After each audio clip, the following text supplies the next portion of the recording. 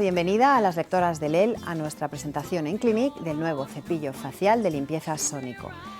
Es un perfecto aliado para el primer paso de Clinique, limpiar, exfoliar e hidratar, puesto que ayuda a cualquier mujer, con independencia de su edad o de su tipo de piel o preocupación, a mantener una piel mucho más limpia y en perfecto estado.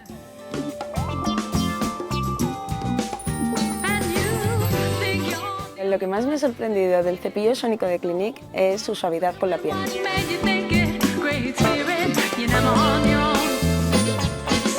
A mí lo que más me ha gustado es su eficacia. Después de la prueba del celo, veo que limpia con profundidad de verdad.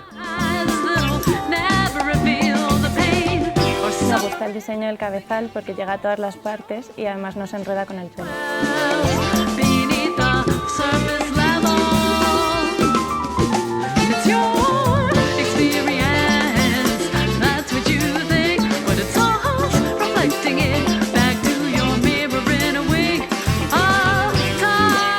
Así se utiliza el cepillo Sónico de Clinique.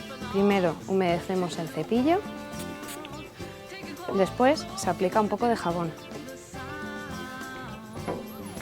Presionamos el botón y el cepillo permanecerá encendido durante 30 segundos.